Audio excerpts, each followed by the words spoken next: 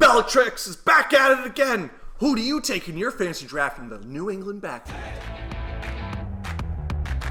Welcome to the Fantasy Underdogs podcast with your hosts, Dr. Ike and BJ.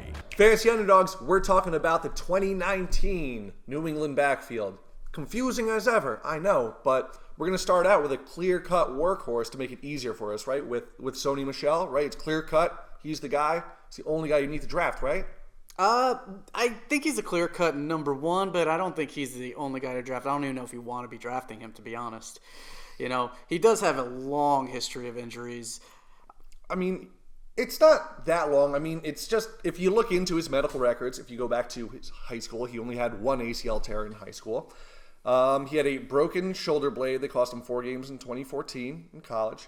With an ankle sprain, also claiming another game in that same season. Then there was also the forearm fracture the summer after that, another ankle sprain, knee strain in 2017. That's before he came to the NFL. And he started off very well in the NFL, but again, he had some knee problems that brought him out for a few games, but he came back and he looked good again. That was the important thing. He had 336 rushing yards in the final 3 games of the postseason, 4.7 yards per carry, which is nice. But as soon as you got onto that wagon, you found out he got a knee scope over this offseason, and he's still not fully healthy. Yeah, I mean, New England's going to be running the ball. He's going to, Brady's older. They proved during the second half of last season and then the postseason that they're willing to just pound the rock. Mm-hmm. So, and Sony Michel was the guy. He was getting over 20 carries a game. Yeah. You know, and he scored a boatload of touchdowns. He was getting the yards. So, I honestly, I think he's probably the best of the 3 just because you know what you're going to get with him. While he's healthy, of course. And he's probably going to go in the second round because you know the volume that he's going to get. New England loves to run the ball in the red zone. Second round?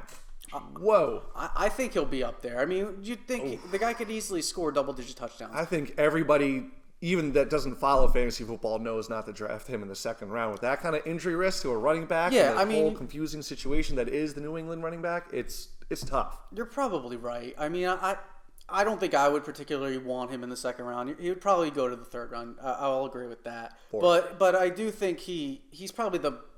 I don't like him that much. Yeah, I think honestly we need to move on to the other guys in the backfield. And first we're going to talk about the most proven one, obviously, which is James White. Mm-hmm. He finally got a decent workload last year, and he was super efficient.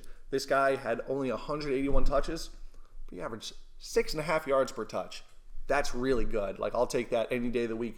He was a top 10 running back, especially when he was given the rock a lot on a per-game basis.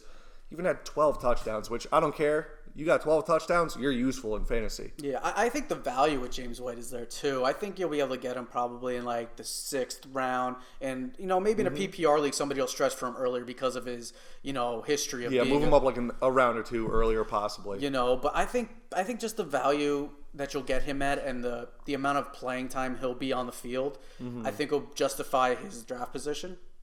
I love him in PPR leagues as an RB2. A low RB2, high-end flex. I would definitely consider James White over Sony Michel. Okay. And finally, usually when it comes to this backfield, I like to use a certain strategy.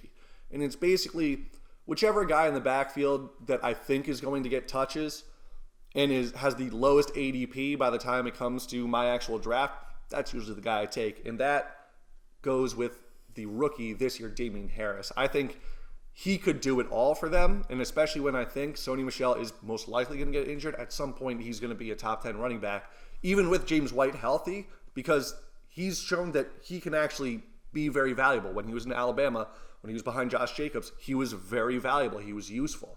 He's someone that I think will do the exact same thing in the NFL in this offense.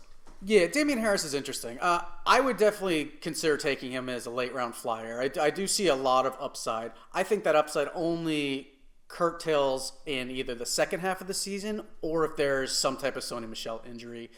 There's a lot of... Which there will be. Well, yeah, you would think it's going to happen. It might happen. It will happen.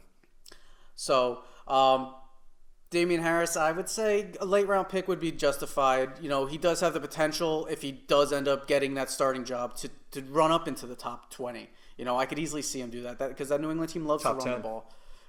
Top 10. So He's going to be top 10. And with that, the New England backfield. You're still confused as ever. I'm still confused as ever. But you got some stats, and now we're good. Fantasy Underdogs, like, subscribe, comment. Bro, all right. Belichick's at it again with another running back drafted in the 3rd round this year. Will it ever be easy? We'll find out.